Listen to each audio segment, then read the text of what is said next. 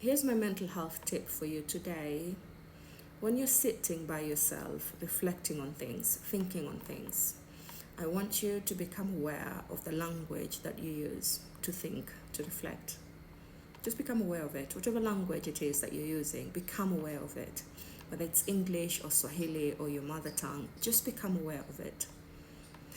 It's likely that you're fluent in that language, but the thing that I want you to pay attention to assess, is your competency in that language, particularly in understanding the meaning of the vocabulary that you use, of the words that you use. Generally, language is made up of words, which make up phrases, which make up sentences, which allow us then to articulate our thoughts and our ideas, to make meaning out of things, is it?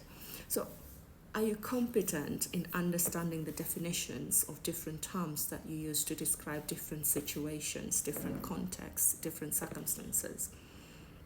Because sometimes the pain you're experiencing emotionally may be resulting from the wrong meaning that you have of a word that you're using to describe a situation. And it happens a lot.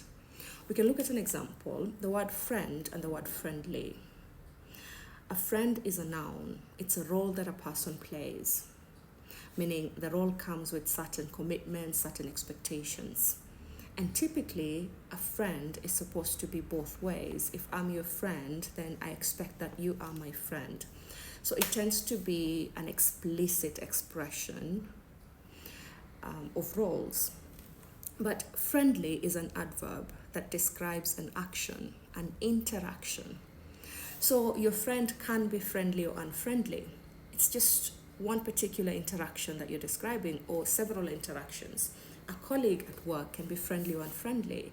Your neighbor can be friendly or unfriendly. Someone you meet in the public transport can be friendly or unfriendly.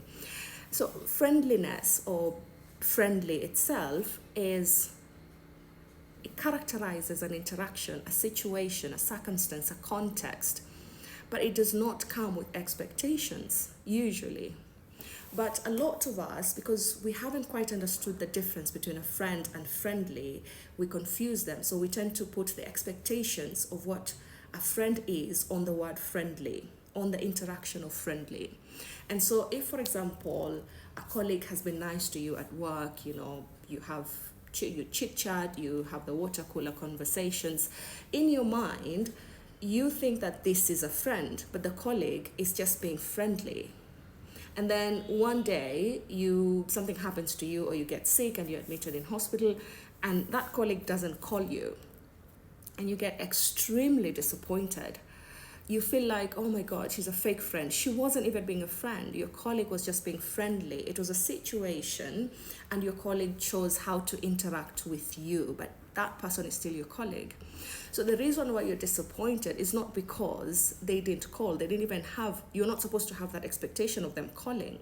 The reason you're disappointed is because you got the definition wrong of the word that you chose in the language that you use to understand the situation. And that's why I'm saying, try to pay attention to the language that you use when you're thinking. And more importantly, become aware of your competency in that language.